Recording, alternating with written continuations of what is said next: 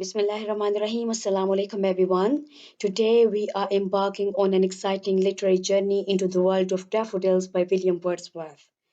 This poem actually is a lyrical piece of poetry which weaves together the threads of nature, feelings, emotions, and human experience in a mesmerizing manner. Come along as we decode its intricate layers and explore the depth of its meanings. So let's begin with the understanding of stanza 1, where the poet says, I wandered lonely as a cloud that floats on high over vales and hills, when all at once I saw a crowd, a host of golden daffodils, beside the lake beneath the trees, fluttering and dancing in the breeze. The first stanza tells us about the initial encounter of the poet with the beauty of nature, and we find the poet roaming aimlessly like a cloud that sails in the sky or floats over valleys and hills. Here you may notice that the language of the first line is delicate and establishes a sense of isolation that is broken through the sudden appearance of daffodils. As the poet says, all at once I saw a crowd, a host of golden daffodils. The word host means a large number of daffodils which the poet happens to come across, and they were growing beside the lake beneath the trees. The poet calls daffodils golden rather than yellow in order to express their majesty and beauty. They were also fluttering and dancing as they were being blown by the breeze. The second stanza, however, is about the abundance of nature's beauty, where the poet states continuous as the stars that shine and twinkle on the Milky Way. Here the poet begins with the comparison between daffodils along the lake and stars in the Milky Way. Next, the poet says the daffodils stretched in never-ending line along the margin of a bay. The bay here refers to the lake. By comparing the daffodils to stars in the sky, the poet notes how the flowers seem to grow without ending alongside the bay. The expression 10,000 saw I at a glance means the poet saw a large number of daffodils, which he couldn't count. The daffodils were tossing their heads in sprightly dance. The word head here refers to the top flower part of the plant. The phrase sprightly dance means lively and jubilant dance. The daffodils were thus moving their heads in a rhythm which looked quite amazing to the poet as they were dancing. Next, the poet says, the waves beside them danced, but they outdid the sparkling waves in glee. A poet could not but be gay in such a jocund company. I gazed and gazed, but little thought what worthy show to me had brought. The third stanza states the nature's joy and inspiration.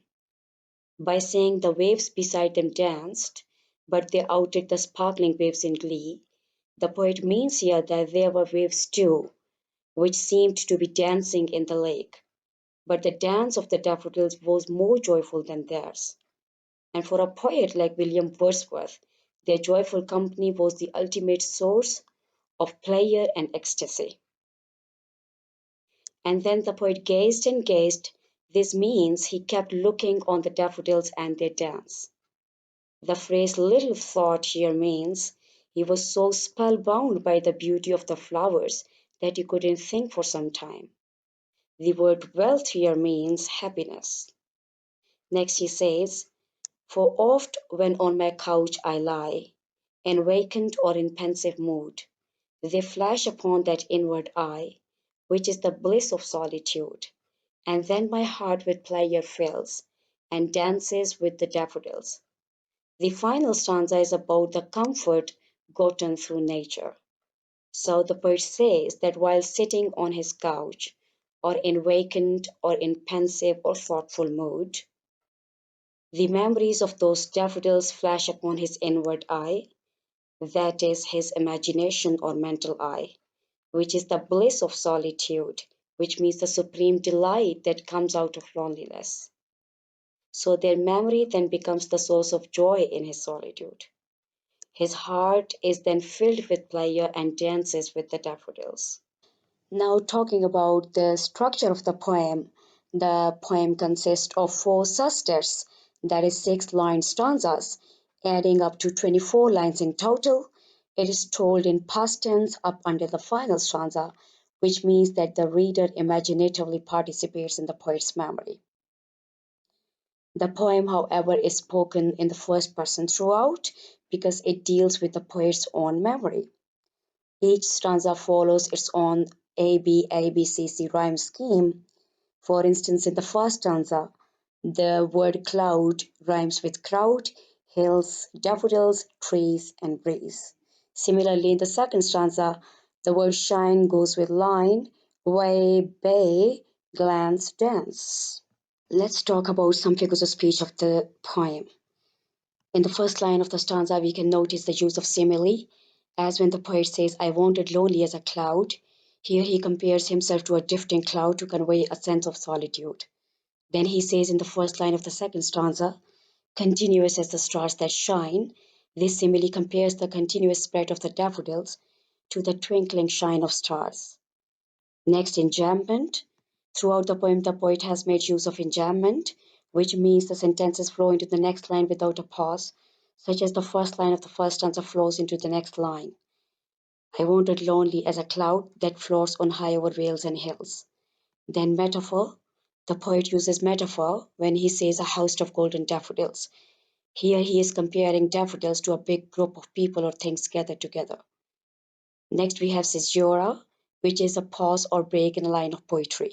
This can be indicated by punctuation marks such as commas, semicolons, or dashes.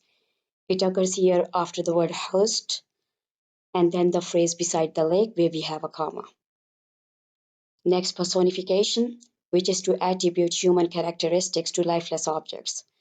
The first example of personification is used in the first stanza as fluttering and dancing in the breeze, and then in the second stanza, tossing their heads in sprightly dance. It shows that daffodils are humans that can dance.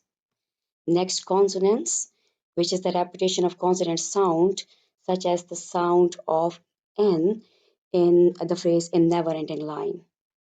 Then there is assonance, which is the repetition of vowel sounds in the same line, such as the sound of a in 10,000 I saw at a glance.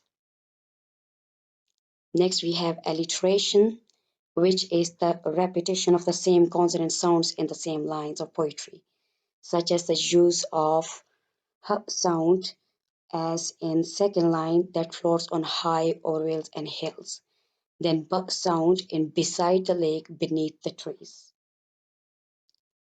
Next, we have hyperbole, which is the exaggeration for emphasis. For instance, when the poet says, 10,000 saw I at a glance, it is an exaggeration to emphasize the multitude of daffodils. Next, we have sibilance. It is a literary device characterized by the repetition of hissing sound, particularly the sound of s and sh sound in the poem. For instance, the poet uses this sound in the second stanza in the word continuous, stretched, saw, then tossing, sprightly dance. So there is a lot of sound here, which is sibilance. There is the use of third personification in stanza 3 when he says the waves beside them danced. Here the waves are also described as dancing, so there is a sense that the poet is perceiving nature in motion. Then we have enjambment here, but they outdid the sparkling waves in glee. Then caesura, after I gazed and gazed. We have alliteration, where g sound is repeated in gazed, and w sound is repeated in what wealth. There is also the use of colon, which is to explain that the fourth stanza will furthermore explain the nature of the wealth described in the last line. Next, we have consonants in here in vacant or in pensive mode, where n sound is repeated. Metaphor in the phrase inward eye, which is the metaphor for imagination or our mental eye. And then bliss of solitude, which is the extreme happiness coming out of loneliness. Next, polysyntheton, which is the repeated use of conjunctions in here as and and. Assonance in the word dances and daffodils where as sound is repeated. Then sibilance, a lot of sound repeated in the last stanza. Then talking about its themes, there is the theme of simplicity of pleasure, beauty of nature, solitude and reflection, power of imagination, timelessness of beauty, joy and comfort, nostalgia, and lastly, emotional resonance. Thank you for watching.